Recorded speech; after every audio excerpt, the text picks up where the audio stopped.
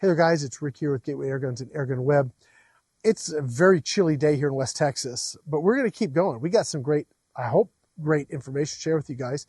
This is the BSA Buccaneer Pro, and I've got this set up for small game hunting. I want to talk to you guys about what it means to optimize your zero for better accuracy in the field. Let's get started.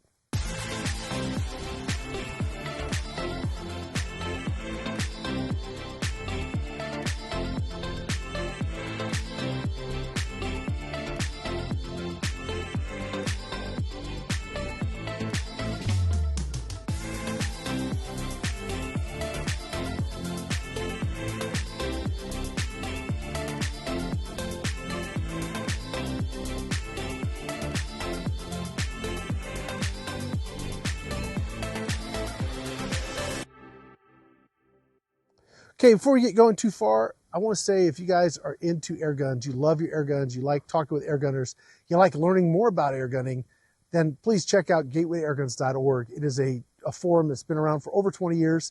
It's got tens of thousands of great air gunners up there from all over the world, and just a great place to hang out, talk about air guns, learn stuff, share stuff. It's just a great place. So if you want to check it out and become part of that community, please do. It's gatewayairguns.org. Today we're going to be talking about the BSA Buccaneer and getting it set up for small game hunting.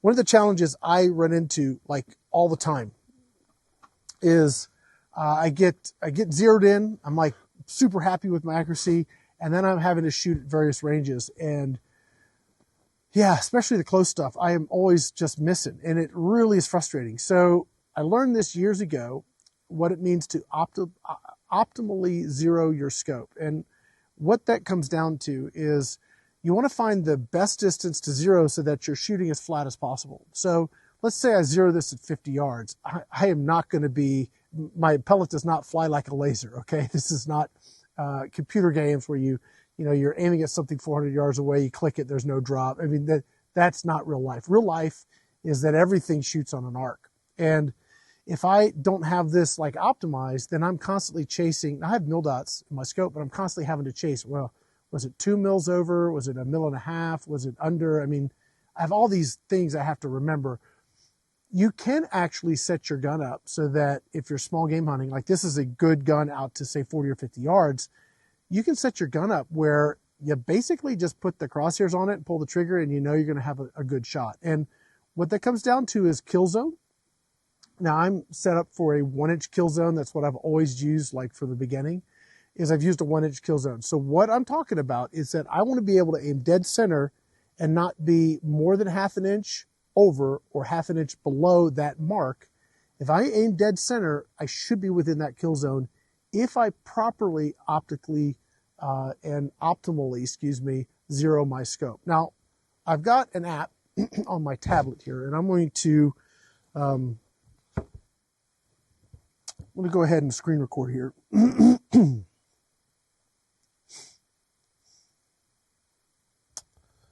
Oh, here it is. Element Ballistics. And I think it's by Element Optics. I say that because if you go look at the reticles, it's just Element Optics scopes there. Okay, so what I've got here is I've got my airgun set up here. And so hopefully Cheryl can show you the screen. The first thing you want to do is you need to know what pellet you're shooting. And I spend a lot of time working with this gun. I thought it's 177. I thought the 10-3s would be the ideal. Actually, this thing really loves the 16s and the 13s. The 16s were slightly more accurate up close, but when you start stretching it out, they start falling apart. The 13s seem to hold up better at range. They'll shoot 1 inch at 50 with a 177. That's awesome. So I'm going to use the 13s. The JSB 13s and the 13-43, I think. Yeah. So over here in the bullet thing, you're going to put your bullet in. You're going to put your velocity in. Its temperature's way off. I'm not worried about that. And then you're going to start looking at your zero. So if you look at your velocity here, the zero range, I've got it set it up about 19.5 feet. And let me show you why I chose that. If I go back to this chart here, if you look at the chart, I've broken it down into 2-yard segments. At 20, I'm on, right? And remember that what I want to do is I never want to be below 1/2 inch or more than below 1/2 inch or above 1/2 inch. And as you look at this chart, you can see that I am like from 14 yards, I'm half an inch low, 20, I'm 0. I'm a little bit over as we go down through, goodness, all the way to 36 yards, 40 yards, down to 44, 46. I'm starting to drop down below, so I'm good out to almost 50 yards. If all my data is right, and the gun's performing right and all that other stuff. This gets you close enough. So at 19.5 yards, if I zero, I should be relatively flat. In other words, my pellet should be flying within that 1 inch tunnel from 14 out to almost 50 yards. That's pretty cool. That means that if I'm out hunting, whatever, let me turn this off now. If I'm out hunting whatever, say rabbit, squirrel, whatever, if I've got a 1 inch kill zone, I could just put the crosshair on it and pull the trigger and I'm going to be in that kill zone. That's awesome. So that's what I'm trying to set up and test today. I've got my binoculars here. These are from Hawke. These actually have a rangefinder built in. They are stinking cool. And I'm going to validate my distances here. So my target is 19.3 yards. That's pretty close. I've got a close target at, that is 18 yards. Okay. And I've got a squirrel at 22, another squirrel at 33, another squirrel at 43, and then we've got our 50 yards. Actually, it's 51 and some change out there. So if I'm looking out there, it's 53 yards. So we're going to actually start dropping too low. We'd have to hold over a little bit at my targets out there.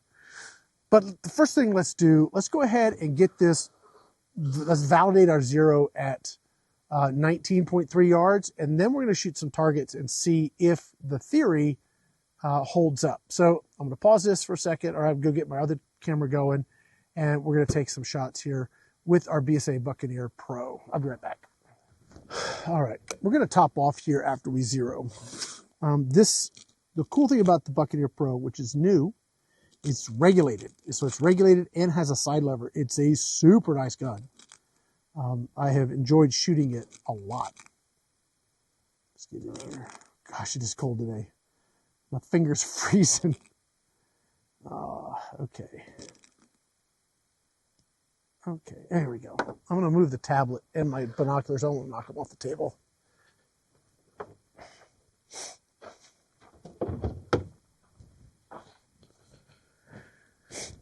And I apologize up front for the sniffling. It is just so cold out here. It is what we're having to deal with today. Okay, so I've got my gun here. We're going to get set up on our target. I've already done a little sighting, but it was a little bit further out. I hadn't got all my numbers in yet. So let me take a shot on that sighter and see if I need to make any adjustments.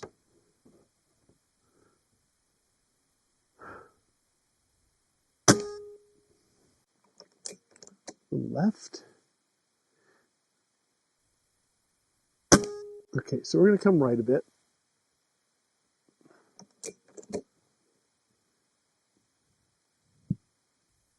A little more.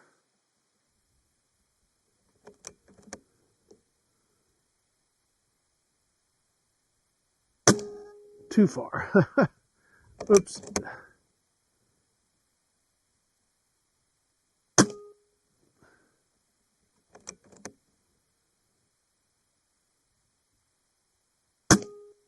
Okay, we could come up a couple of clicks here. I'm fighting the rust a little bit. That's never a good thing. I need to slow down and relax here. There it is. That's better. And after we're done this, we'll validate it. There it is. That's good. I think we're good to go. I'm going to take a shot at the target above and see if that's going to blow out the center. Yeah, a little bit high. Last shot, one more just for good measure. Yeah, okay. We're good. I mean, we are like on it. So I'm going to move that camera, my target camera, and put it over here so we can see the whole field. And we're going to start up close and see if I can just aim dead center on these close targets. I may actually move them in a little closer because they're sitting at like 18 yards. I might move those in just a little bit closer to just make it interesting. And then I've got spinners and squirrels. One of my squirrels is all kind of seized up, so it won't fall down, but the other should fall down. So let me move my target cam and we will fill the gun up and we'll come back and we will run this course and see how it does. I'll be right back. Okay, now it's going to be kind of hard to get the whole field of view in perfect focus. So Cheryl will do her best to punch in on those targets. If they're slightly fuzzy, apologize for that, but we're doing the best we can here without having to run the camera down on every single target. So we could do that, I suppose, but it's really cold and it's just me today. So, all right, so I got 10 shots here. I'm going to run a few shots on that close target.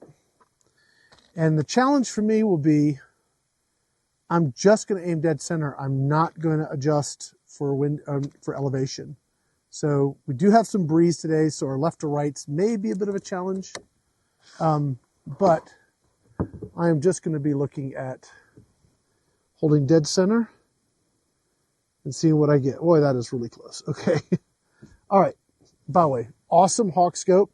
First focal plane. It is beautiful. Loving this thing. It's a Hawke Frontier. All right. Yeah, there's one. So these are really close.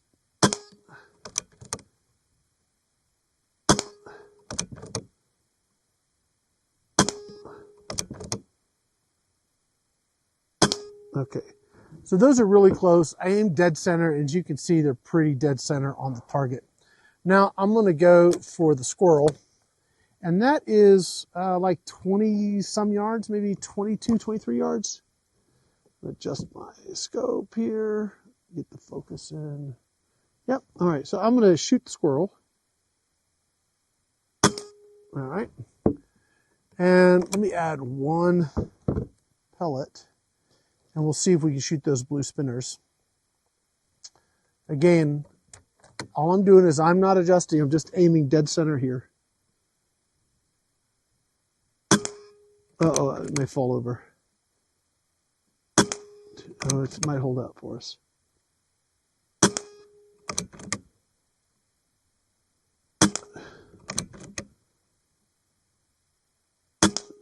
Okay. If you notice on those paddles, we're a little bit higher on the paddles. Interesting, right? Because that's that whole curve. Now we're going to stretch it out to the next one. Power on this rifle is really good. They have done a great job. It's pushing these about 861 on average, which is 22 and some change, plus or minus foot-pounds. This is a 177 pushing 20 some foot-pounds, which is very, very good.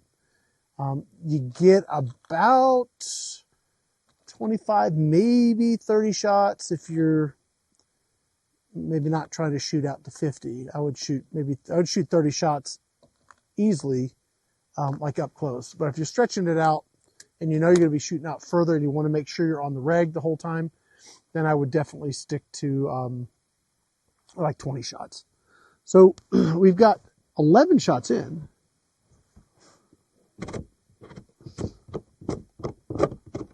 Okay, let's not fight the rest.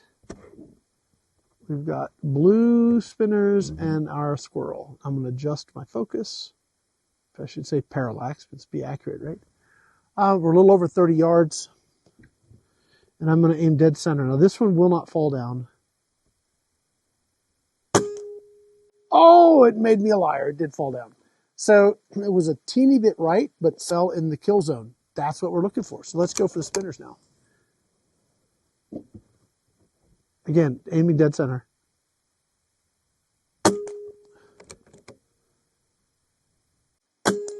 Just pushing a little right. We do have some wind.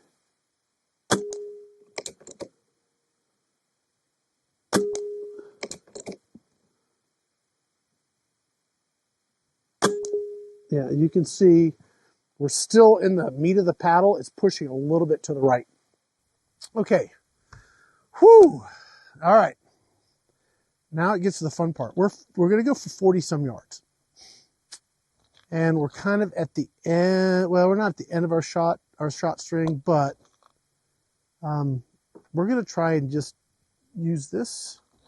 We'll try and go 25 shots, and then we need to fill up. I'm going to try shooting at 50 and see if I'm like, well, it's at my range, it's 53. So I'm probably going to have to hold over just a teeny bit.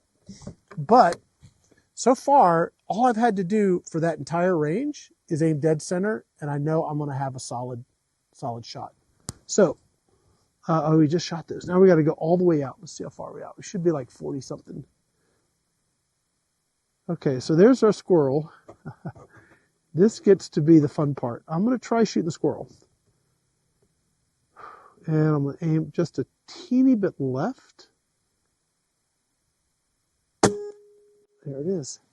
All right, so again, I'm just aiming dead center. I did adjust just a fraction because of the wind's pushing us to the right, but I mean, it fell dead center into the circle. Now, I'm going to go for the paddles here. 1, 2, 3. Clip the bottom. 4. Top. All right. Okay, now as you can see, we're kind of starting to drop again. So we're still in that 1-inch tube, let's say, but now if I'm going to go to 53 yards, I think this is where it's going to be really challenging. I'm not going to shoot a ton out here because we are running out of air. And I've got, and I don't know if we can even see them from that far on the, I've got these green spinners down below. I am going to, well, the first shot I'm going to do, let's do this. I know it's just more than 50 yards. I'm going to aim for the far left, and I'm going to aim dead center, and I bet you we're going to fall low. Yeah, okay. So that's a little bit further. At this point, I need to adjust just a little bit up, and we're pushing further to the right. So I'm going to take a couple shots with a very minor half mil adjustment.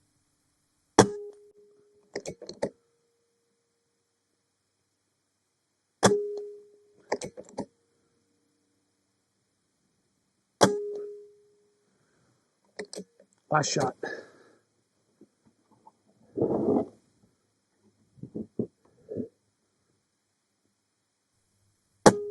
Oh, and it's pushing off to the right.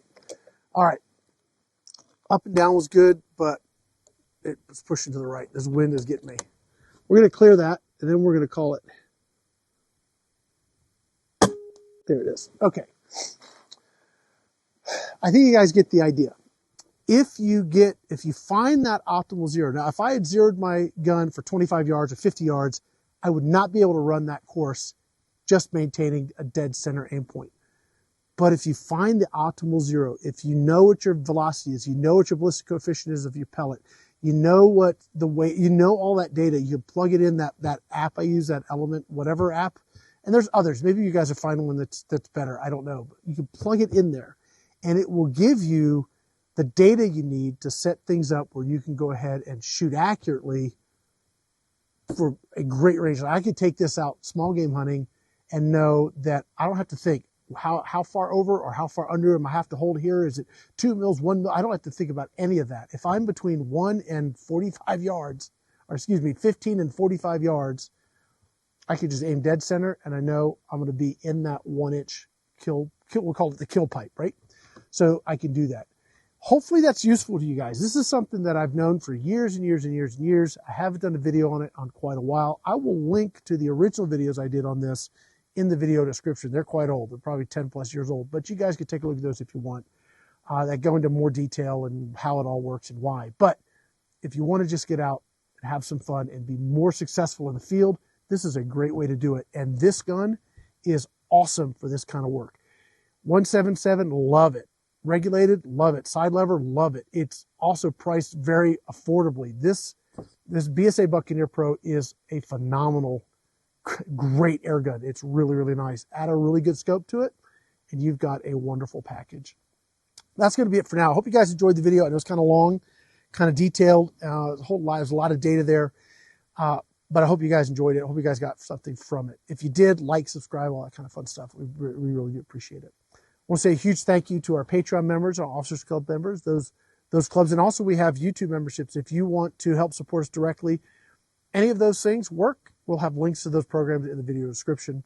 I want to say a huge thank you to our other sponsors, all of our Gateway Airgun sponsors, our AirgunWeb sponsors, specifically Iconic, which incorporates Crossman, Daisy, Gammo, Benjamin, BSA, Centerpoint, all of those guys, all together are Iconic, and they are a huge supporter of the channel. I want to say a huge thank you to those guys. That's going to be it for now. We're going to wrap up and hopefully warm up.